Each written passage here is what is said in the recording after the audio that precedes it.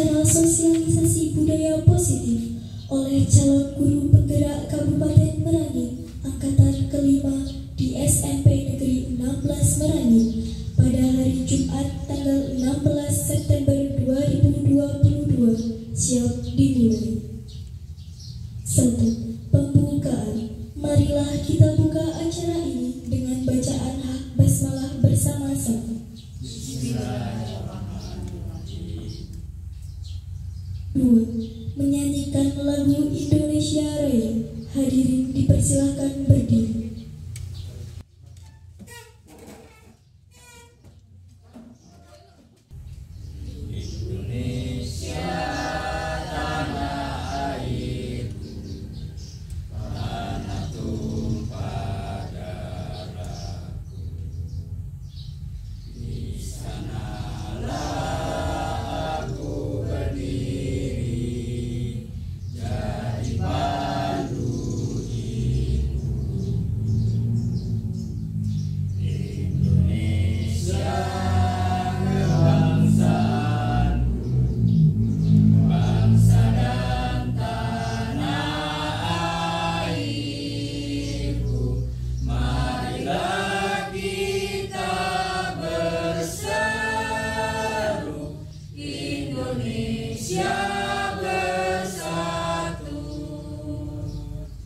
Hiduplah tanahku, hiduplah negeriku, bangsaku, rakyatku semuanya.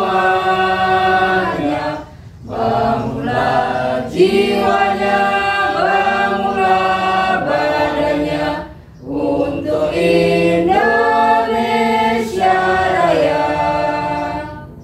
Indonesia Raya, merdeka, merdeka, tanahku, negeriku yang ku cinta.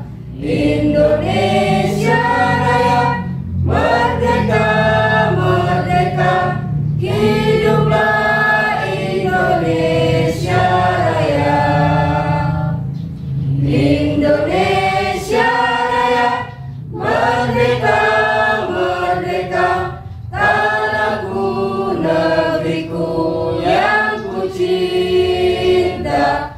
Indonesia Raya, merdeka, merdeka, hiduplah Indonesia Raya.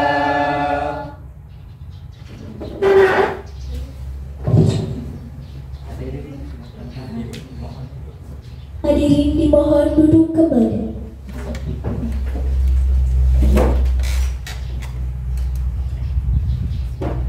3. Sambutan oleh Kepala Sekolah kepada Bapak Suyono SPD dipersilakan.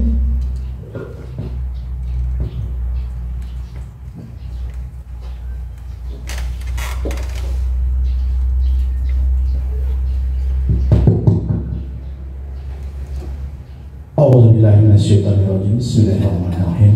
Assalamualaikum warahmatullahi wabarakatuh. Waalaikumsalam.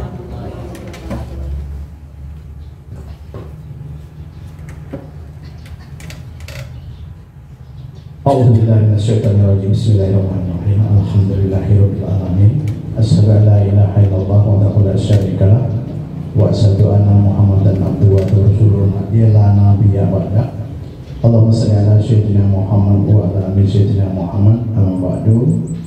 Bapak Wakil Kepala Sekolah yang saya hormati, Bapak Ibu guru beserta staf tata usaha yang hormati, Pak Dupirman SPD selaku penyelenggara pelaksanaan sosialisasi penerapan budaya positif, yaitu dalam rangka pemanfaatan akun belajar. Selanjutnya anak-anak yang berbahagia, mari sama-sama kita memanjatkan puji syukur kepada Allah Subhanahu wa taala. Pada siang hari ini kita dapat bersilaturahim, bermuajahah dalam rangka kegiatan Pak yaitu sebagai salah satu kegiatan calon guru penggerak. Nah, oleh sebab itu program ini sangat baik, sangat bermanfaat bagi kita semua, baik kita sebagai pendidik maupun untuk putra-putri SMP Negeri 16 Merangin sebagai peserta didik. Mudah-mudahan dalam kegiatan ini dapat memberikan pengayaan bagi kita semua, bagi guru, dalam rangka membawa anak-anak kita menjadi seorang yang selalu dapat dibanggakan bagi kita semua sebagai orang tua, baik guru di sekolah maupun orang tua di rumah. Kepada Bapak Ibu guru, selamat mengikuti kegiatan workshop ini. Mudah-mudahan ini berguna bagi kita semua. Barangkali demikian, mari sama-sama kegiatan ini kita buka bersama dengan bacaan basmalah. Bismillahirrahmanirrahim.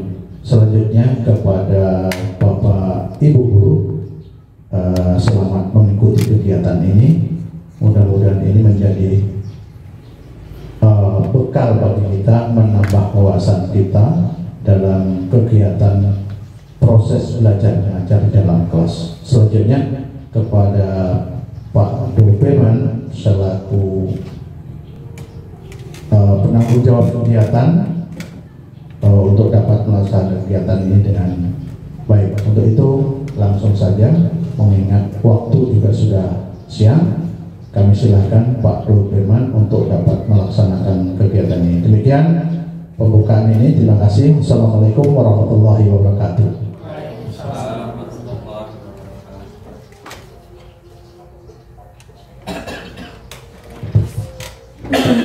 Penyampaian materi oleh calon guru penggerak kepada Bapak Doberman SP dipersilakan.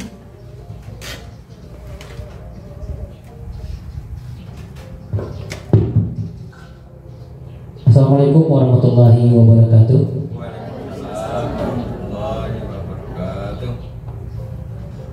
Pertama-tama marilah kita panjatkan puji dan syukur kita kehadirat Allah Subhanahu wa taala, yang mana atas rahmat dan karunia beliau kita masih diberi kesehatan, nikmat, kemudian juga kesempatan untuk bisa hadir di acara kegiatan sosialisasi penerapan budaya positif dalam rangka guru penggerak.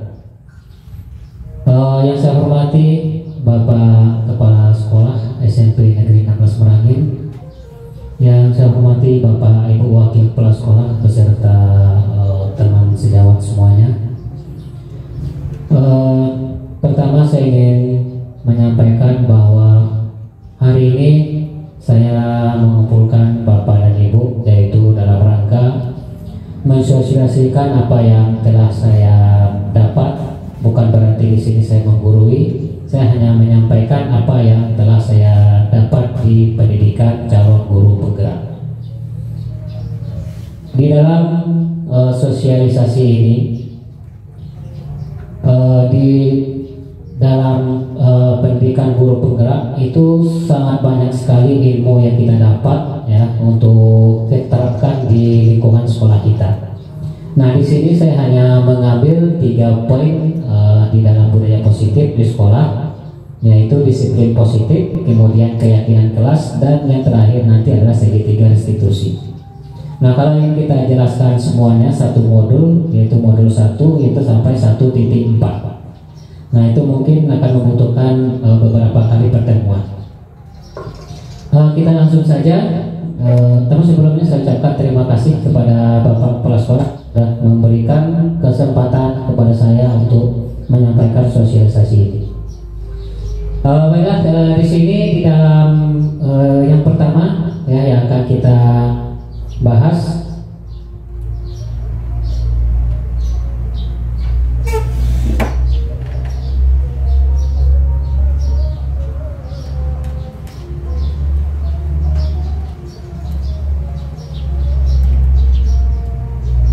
dia judulnya yaitu penerapan budaya positif pendidikan guru penggerak angkatan kelima Kabupaten Merangin. Nah sekarang kebetulan ada lagi pembukaan atau penambahan kuota untuk Kabupaten Merangin.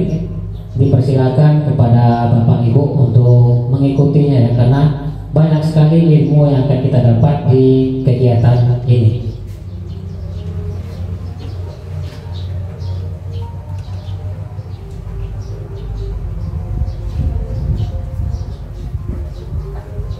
Oke, yang pertama yaitu budaya positif. Ya, budaya positif itu adalah hal-hal yang kita peroleh atau sudah kita laksanakan di sekolah, yaitu harus kita pertahankan. Contohnya di sini ada disiplin positif, keyakinan kelas, dan segitiga restitusi. Nah itu adalah budaya positif yang harus kita terapkan. Jika belum ada, berarti kita harus membangun. Kemudian jika sudah kita terapkan, berarti kita harus menjaganya. Ya, bagaimana budaya tersebut tetap berlangsung. Ya, dimana sesuai dengan yang dituntut yaitu budaya. Budaya itu adalah hal yang harus kita lakukan secara continuous atau terus menerus. Oke, yang pertama di sini apa itu budaya positif? Yaitu merupakan pewujudan dari nilai-nilai atau keyakinan universal yang diterapkan di sekolah. Universal itu umum ya, yaitu umum yang sudah kita terapkan di sekolah. Baik itu guru mata pelajaran, baik itu oleh wali kelas, kemudian oleh BK, kemudian maupun oleh atasan itu sendiri atau di sini diampu oleh Bapak Kepala Sekolah. Nah, kebudayaan di sini itu harus biasanya kita di sini yang harus kita terapkan yaitu motivasi, perilaku, dan kebutuhan dasar manusia. Di sini kita dituntut untuk membudayakan, ya, membudayakan.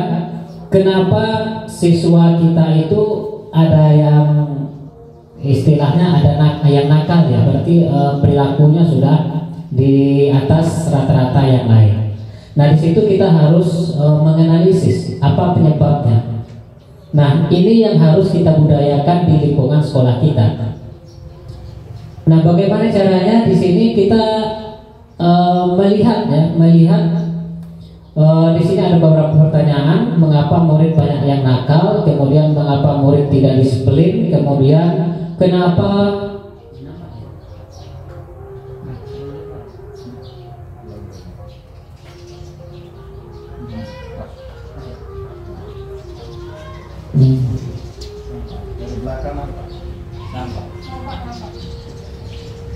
mengapa murid banyak yang nakal, kemudian mengapa murid tidak disiplin, kemudian apa yang dilakukan jika murid melanggar peraturan. Nah, semua ini akan dibahas di pendidikan guru penggerak. Nah, awalnya dulu saya terus terang ya, merasa pas mulai masuk di guru penggerak, pelajarannya tentang mendisiplinkan siswa. Di sini jujur awal saya masuk kelas, saya itu ingin siswa itu tenang, tentram di dalam kelas, ya, duduk, kemudian mendengarkan apa yang kita jelaskan di papan tulis. Nah, sebenarnya seharusnya itu tidak harus dilakukan, ya. Saking siswa itu bukan istilahnya di sini bukan ribut ya. Saking siswa itu ingin menyampaikan sesuatu atau perilakunya melebihi dari yang lain di dalam kelas, berarti ada sesuatu tuntutan yang tidak diperolehnya. Ya, ada sesuatu yang belum diperolehnya. Kenapa dia bisa perilakunya itu seperti di atas yang rata-rata? Dalam kata lain yaitu MPO, mungkin menarik perhatian dari guru tersebut.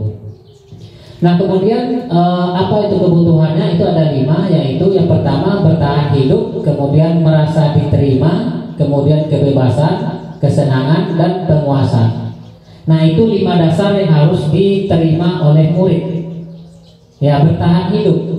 Nah, bertahan hidup biasanya kita lihat siswa tersebut di dalam kelas, ya, itu ada yang makan dan ada yang minum. Nah, itu berarti yang tidak terpenuhi pada dirinya atau diri siswa tersebut, yaitu makanan. Karena kalau bertahan hidup itu ada hubungannya dengan makanan. Kemudian kebebasan. Nah, kebebasan di sini kebetulan kita juga sedang menerapkan kurikulum merdeka, yaitu merdeka artinya adalah bebas, ya.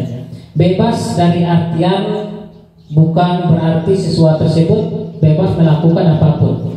Nah, bebas di sini adalah saat memberi tugas kita membebaskan siswa, yaitu membuat tugasnya dalam bentuk apapun, silakan. Misalnya di dalam IPA, ya, di dalam IPA saya itu melakukan praktek, misalnya mencangkok tanaman atau menstek.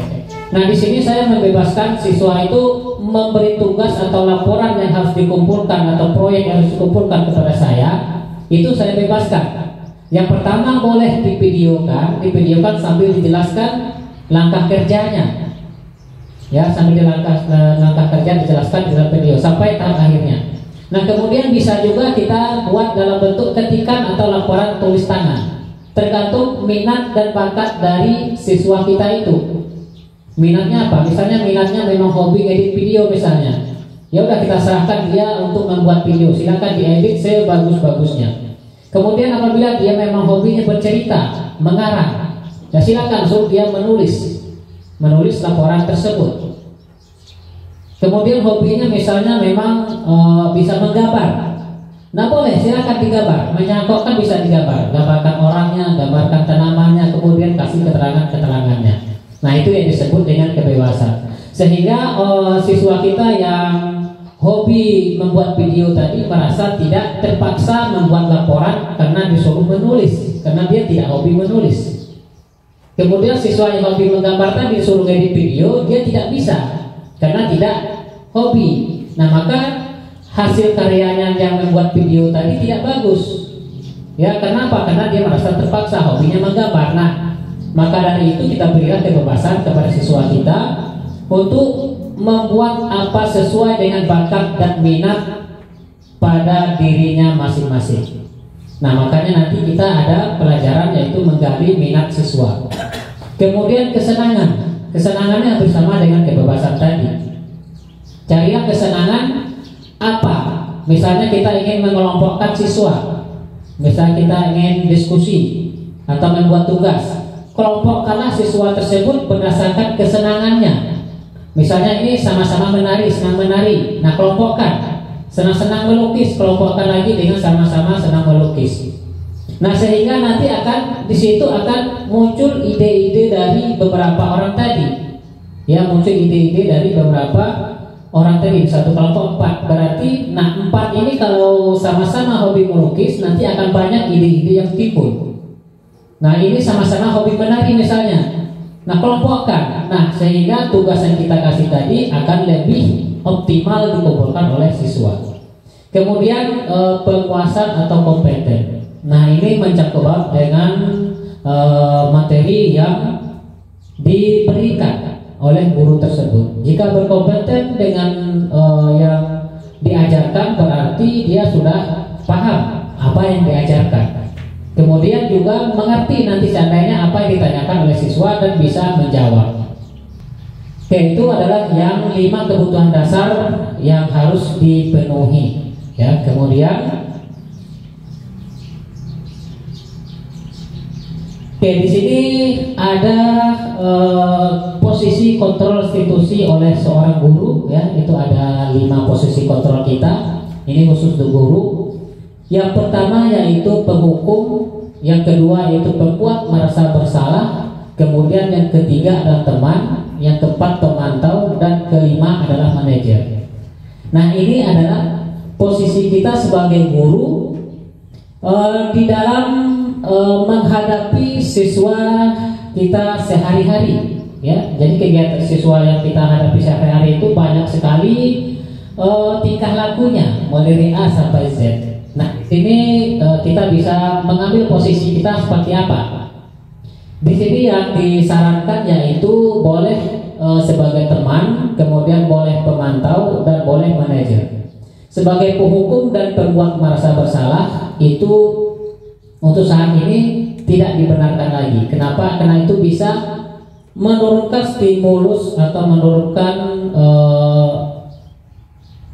syarat atau insting dari siswa kita. Ya, penghukum itu ciri-cirinya nih. Ciri-ciri posisi kontrol ya, kalau penghukum misalnya kita sering ya memberikan ultimatum kepada siswa, patuhi aturan saya atau awas. Nah, itu sudah masuk penghukum. Ya, supaya kita ingin nih, supaya siswa kita diam, termasuk saya sebelumnya juga seperti itu ya. Nah, jadi di sini kita ingin siswa kita diam, kita bilang semuanya patuhi peraturan saya, kalau tidak awas. Awas itu sudah merupakan penghukum. Kemudian ibu sangat kecewa sekali dengan kamu, atau kamu selalu saja salah. Nah, itu sudah menurunkan mental dari siswa tadi. Ya, walaupun mereka sudah berbuat salah, tapi kita tidak boleh menyampaikan bahwa kamu salah. Ya, nggak boleh mengeluarkan kata-kata yang penghukum. Kemudian yang kedua yaitu teman. Teman ini boleh kalau situasinya misalnya menghadapi bukan yang ini ya, situasinya itu kita ingin minta bantuan misalnya, ya kita tidak boleh memerintah, kita harus mengajak seperti teman. Ayo nak sini bantu bapak atau ibu. Ya, teman-teman yang lain juga, siswanya juga seperti itu ya.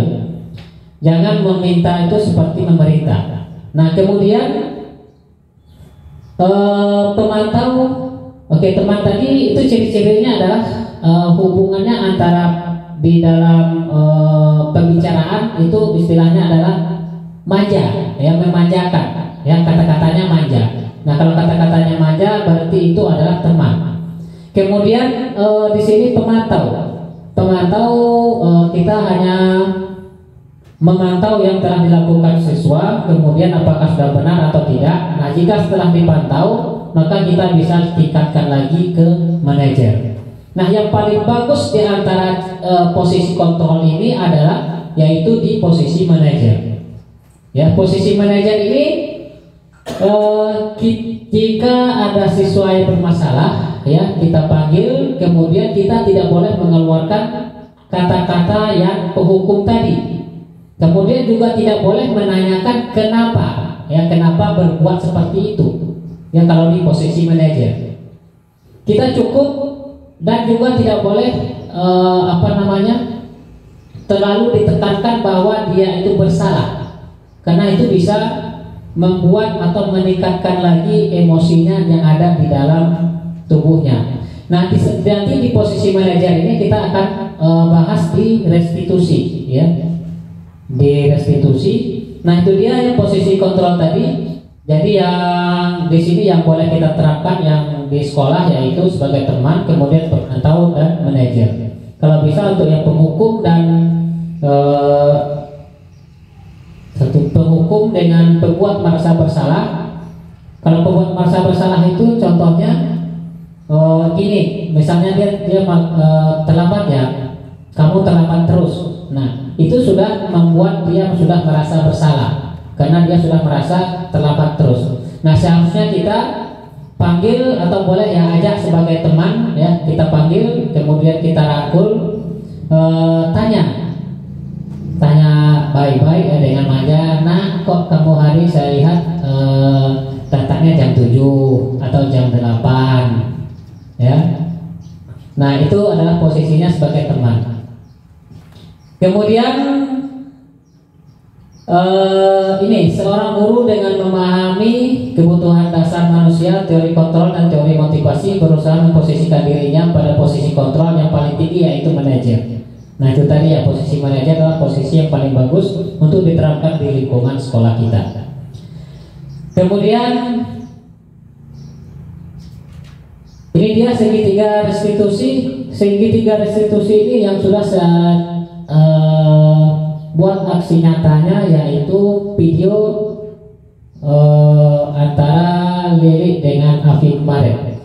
Nah, itu adalah sebuah contoh, itu juga tugas ya, tugas untuk guru penggerak. Itu di situ kita menemukan kasus dari siswa atau masalah. kemudian siswanya kita panggil. Di video tersebut saya tidak ada menanyakan salahnya apa, kenapa, dan kenapa terjadi. Saya tidak menanyakan itu. Yang di situ saya hanya ingin menyelesaikan bagaimana masalah mereka itu bisa selesai dan kedepannya tidak terulang lagi. Ya, kedepannya tidak terulang lagi. Nah, itu adalah budaya-budaya positif yang harus kita terapkan di lingkungan sekolah kita. Kemudian yang terakhir, ya, ini dia contoh membicarakan restitusi. Itu ada 3 di dalam menangani siswa secara segitiga restitusi, itu ada 3 tahap. Yang pertama, menstabilkan identitas. Menstabilkan identitas itu adalah kita tidak mencari salahnya siapa, tapi untuk mencari solusinya. Nah, berarti siswa itu sedang emosi, kita panggil sedang emosi. Nah, kemudian saat sedang emosi tersebut kita stabilkan dulu. Kalau kita panggil dia dengan marah-marah, otomatis dia emosinya juga semakin nambah, bahkan dia akan membenci kita. Nah, itu kita stabilkan dulu masalahnya apa. Kemudian kita validasi tindakan kita. Validasi itu adalah menekankan supaya menekankan apa yang bisa kita lakukan untuk kedepannya supaya hal tersebut tidak dilakukan lagi. Kemudian yang berikutnya mencari keyakinan, ya, mencari keyakinan. Nah, mencari keyakinan itu adalah biasanya, nah itu tujuannya kita membuat tujuan kita membuat keyakinan kelas. Nah, ini tujuan kita membuat keyakinan kelas, ya. Boleh di setiap awal pelajaran kita boleh membuat keyakinan kelas, atau boleh minggu sekali atau sebulan sekali. Keyakinan kelas itu adalah kita tanyakan kepada siswa peraturan kelas tersebut saat belajar dengan kita maunya apa. Kalau saya biasa buat yaitu sebulan sekali. Ya, setelah 4 kali pertemuan saya buat lagi keyakinan kelasnya. Nah, kita ingin siswa itu tersebut, misalnya saat belajar IPA saya ingin misalnya santai. Setiap belajar IPA saya ingin izin keluar 1-1 atau 2-2. Nah, itu tergantung dari kesepakatan kita semua, ya, antara siswa. Nah, sehingga kalau peraturan itu dari siswa sendiri, itu kalau dia melanggar dia akan merasa, ya, bukan kalau peraturan itu dari kita. Kalau dia melanggar berarti itu namanya dihukum.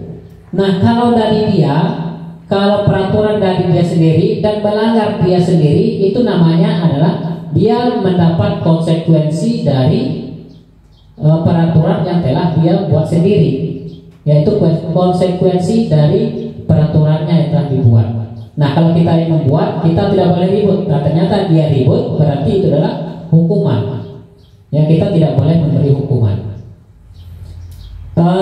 Mungkin untuk mengingat waktu hanya sebatas itu untuk ini ya, untuk pertemuan awalnya.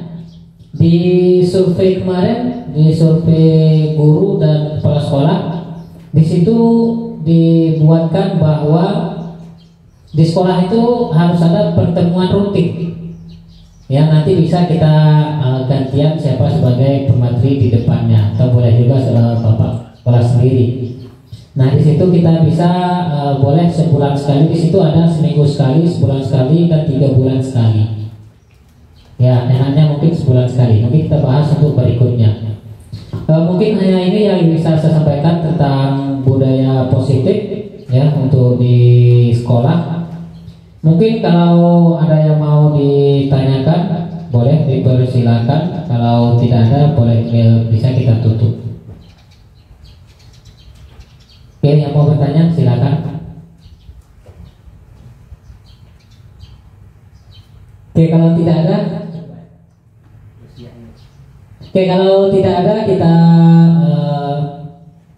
saya akhiri sosialisasi ini atau presentasi budaya positif untuk hari ini. Mudah-mudahan bermanfaat untuk kita semua, khususnya untuk saya sendiri. Mudah-mudahan bisa menerapkan apa yang telah saya dapat dari dari program pendidikan guru penggerak. Sekali lagi saya ucapkan atas terima kasih banyak atas kehadiran Bapak dan Ibu semuanya, termasuk anak-anak semuanya. Saya akhiri dengan Assalamualaikum warahmatullahi wabarakatuh.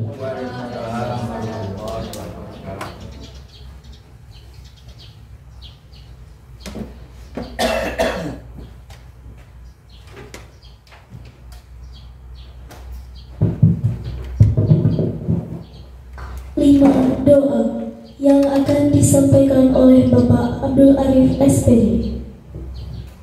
Bismillahirrahmanirrahim. Assalamualaikum warahmatullahi wabarakatuh. A'udzubillahi minasyaitonir rajim. Bismillahirrahmanirrahim. Allahumma sholli ala Muhammad wa ala ali Muhammad kama shallaita ala Ibrahim wa ala ali Ibrahim wa barik ala Muhammad wa ala ali Muhammad kama barakta ala Ibrahim wa ala ali Ibrahim innaka Hamidum Majid. Alhamdulillahi rabbil alamin. Allahumma qbil lil muslimin wal muslimat wal mu'minina wal mu'minat al-ahya wal amwat innaka syami'un mujib da'wat wa qadiyat hajat. Allahumma arina haqqa haqqa wa arina tiba'a wa arina batila batila wa arina tinaba. Rabbana zalamna anfusana wa inna taghfir lana wa tarhamna lanakunanna minal khasirin. Ya Allah, ya Tuhan kami, pada siang hari ini dalam rangka sensasi penerapan budaya positif sebagai calon guru penggerak yang ada di SMP Gelan Seberang ini, mudah-mudahan memberikan berkah dan manfaat guna kemajuan, kemaslahatan demi anak bangsa yang ada khususnya di SMP Gelan Seberang ini, sehingga dapat bersaing berkompetisi di kancah dunia pendidikan dalam tingkat daerah maupun sampai tingkat nasional. Ya Allah, ya Tuhan kami, dengan keadaan kegiatan seperti ini mudah-mudahan membangkitkan kita semua untuk menjadi guru yang profesional, murid-murid yang dapat diandalkan dan dapat menjawab tantangan zaman. Mudah-mudahan segala ini dikabulkan oleh Allah Subhanahu wa taala. Rabbana atina fid dunya hasanah wa fil akhirati hasanah wa qina adzabannar. Subhana rabbil izzati amma yasifun wa salamun alal mursalin walhamdulillahi rabbil alamin. Assalamualaikum warahmatullahi wabarakatuh.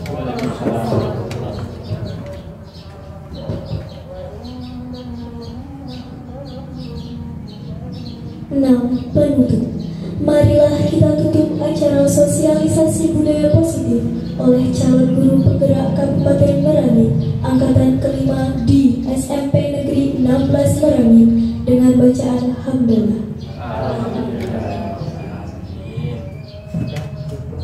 Bapak Ibu, terima kasih atas kesediaan Bapak Ibu bersama. Mohon maaf minta waktu kemudian sudah tambahan kemarin sudah saya share di grup itu tentang apa yang disampaikan oleh Pak Abdul tadi, yaitu guru penggerak, sekolah penggerak, apa saja membaca sedilah di situ. Yang jelas Bapak Ibu sebagai apa guru penggerak ini mohonlah nanti Pak Arif nampaknya sudah coba mengisi data-datanya. Coba silakan Pak Arif, Bu Jenny, Ibu Aja Sapini, kalau Ibu apa Bu Aini ya nggak ada lagi kesepakatan untuk bergerak. Jadi yang mudah-mudahan silakan Bapak Ibu untuk coba-coba mengikuti. Memang jalur untuk apa namanya istilahnya jalur karir memang dari sana, sehingga kalau memang tidak lulus dari sana ya Bapak Ibu tetap malah bertahan menjadi guru biasa sampai nanti pensiun. Jadi itu barangkali. Jadi itulah motivasi saya. Mudah-mudahan Bapak Ibu mengikuti kegiatan ini. Ya hasilnya pokoknya ikut saja dengan berusaha semaksimal mungkin. Masalah nanti lulus dan tidaknya urusan belakangan. Jadi terima kasih. Selamat kita pulang bersama-sama. Mudah-mudahan sampai di rumah bertemu dengan keluarga dalam keadaan gembira. Assalamualaikum warahmatullahi wabarakatuh. Terima kasih untuk anak-anak.